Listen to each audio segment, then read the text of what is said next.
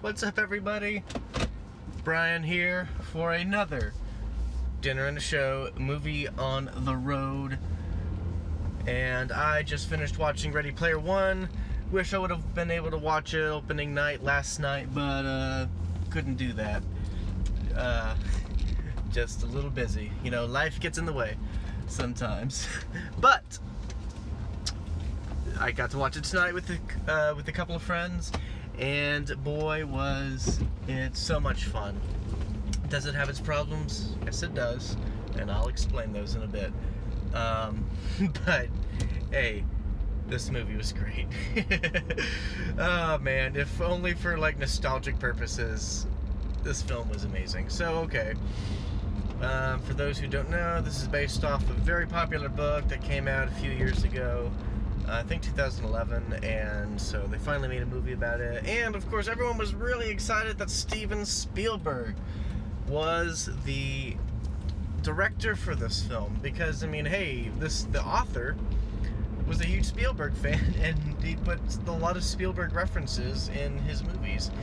And Spielberg gets to direct it, so, I mean, hey, this is great. So yeah, I mean, it's really cool. So basically, Jim Halliday was the inventor of the Oasis, which is this virtual reality world where pretty much you can be anyone you want to be, go wherever you want to go. It's basically everyone's escapism, so that you can, because the world in 2045, which is when this is set, is garbage. It's a garbage place. Everyone is pretty much living in slums who aren't rich. And there's a company, evil company by IOI. The actor for that is, or the main guy who leads IOI is Ben Mendelsohn. He pretty much rules it, and that company pretty much owns the slums with an iron fist. Halliday made this contest for people, and whoever wins this contest collects 3 keys, gets the Easter egg, and they pretty much control the Oasis in $500 billion.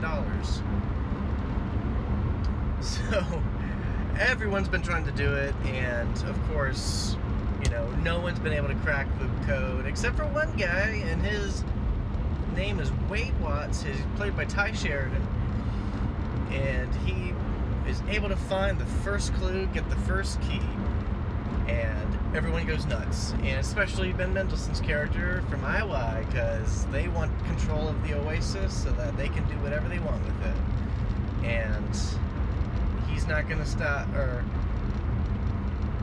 Wade is not going to let that happen. He doesn't want a tyrannical company take it over. So, with the help of people like H, Artemis, Tycho, and some other guy, that they're called the High Five. They are going to save the Oasis.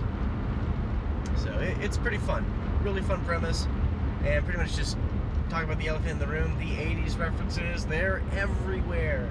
It is pretty spectacular. You have Back to the Future, you have Gundam, you have Freddy Krueger, you have Jason Voorhees, you have a lot of just characters popping up, and it's really cool to see.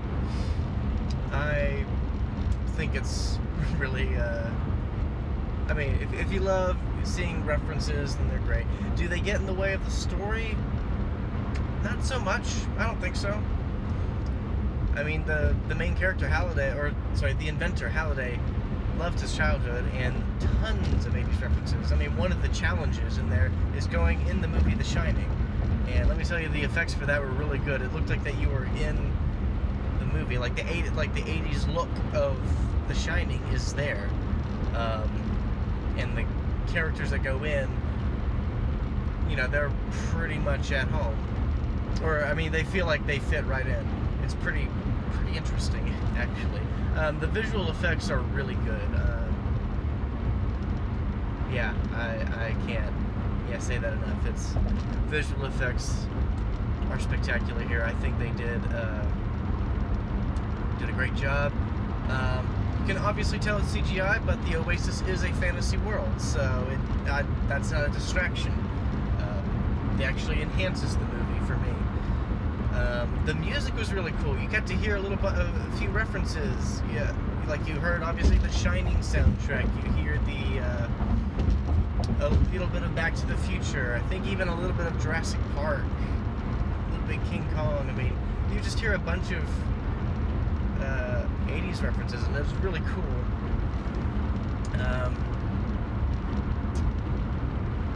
Iron Giant is in there. I mean, he's in the trailer. He's on the freaking poster. I got the poster right here. You can't see it.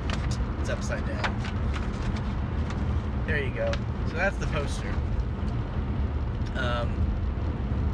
So yeah, it's that of course is 1997, but hey, he plays an important part in there. And you have Mechagodzilla, that makes an appearance. I mean, the references are everywhere, but I didn't feel like it was distracting to the plot at all. I mean, do they get carried away at times? Possibly, but when you can be anybody you want to be, you know, some people want to do that, so go for it. I think they balance the real world versus the virtual world pretty well. Yeah, because I mean, because the third act definitely. I mean, it's a pretty long third act, but you go, but they balance between the real world and the virtual world because, you know, stuff's happening in both of them. Iowa, I think they find out where, you know, they're trying to find Wade, like where he's playing his game, so that they can stop him. And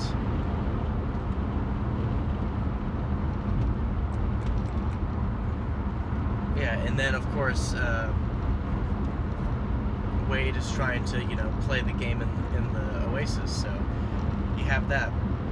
So that was pretty cool. Everyone does a good job with what they have. I can't complain about any of the performances. There's a romance in there. It feels pretty fast, but I think I heard this argument, and I really liked it. This movie talks about escapism and, like, you know, the benefits of reality, just like living in the real world, because it's real. You know, the Oasis isn't real, but life is, like, reality is real. And so, like, you know, Wade gets confused, you know, of what's real and what's not, and he's falling in love with Artemis, but the avatar of her, and, you know, he's trying to separate, you know, reality from fiction. That didn't help at all. So there's that aspect, which was really cool. You know, because, I mean, in today's culture, you know, we're so focused on our technology, we're just, our heads are just down to our phones, we're playing video games all the time, and sure, I mean, we can communicate and be social through that, but it's nice to actually just to kind of take a break from that, put the phone down, go outside, see what the world is really like, and, you know, talk to people face to face. It's really cool. So yeah, I mean, there's that. The action sequences are really cool. I mean, there's this one race that's really amazing. It's shot really well. I like how the camera shoots from, like, pans from, like, car to car to whatever action scene is coming up. It's pretty beautiful. Beautiful to look at. I like the character designs. I didn't get every single 80s reference in there because there were so many, and everything was just straight up 80s. I mean, like I said, Iron Man was from the 90s. There were some Halo, like Master Chiefs, like multiple Master Chiefs in there, and that's like 2000 or 2001, one of the very first. Well, no, I can't say that. Can't say it was like the first FPS, but it was one of the FPS games that like took off. And yeah, man, it's just kind of hard to get my thoughts around it because, like, I really enjoyed this movie. I'll say that the character development wasn't that great. I'll say that the characters were kind of surface level, especially the side characters. You have Wade. You don't. They didn't really delve into his personal life a whole lot, his world outside the Oasis, and I wish that they focused on that a little more. I think they missed a really good opportunity to deal with that, because when he loses, or you know, when something happens to him in the Oasis, you know, there's not a whole lot of time to just feel bad. It's just, there. It just kind of happens, and you just move on really quickly. And I wish that they kind of, worked more into his personal life, and as well as, the others in there. We don't really get to hear much about them or what they do, what their goals are, what their dreams are. Maybe a little bit of Artemis, but just not enough.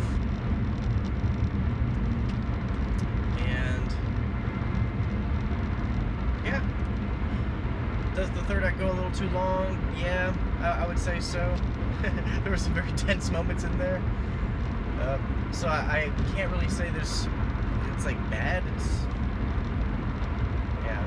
But I mean, was it exciting? Was the experience exciting? Yes. I'm gonna give this movie a secret handshake because I enjoyed the crap out of it. I'm gonna buy this when it's out on Blu-ray, 4K, whatever. It's fantastic. Love this movie. I had a blast, and I think I would have an even greater time watching it again. So, those are my final thoughts. If you love movie references, if you love video game references, if you love just the 80s, if you love nostalgia, this movie is definitely for you. But it does have a very good message of just reality versus fantasy, and I think you should take that to heart, Don't be so caught up in, like, entertainment or the entertainment world that you just lose sight of just the life in front of you. Don't lose the opportunities you have. I think it's a great opportunity. You only have one life, so live it to the max that you can, and that's all I can say. Great movie, great message. I'm Brian, and until next time, I will see you at the movies.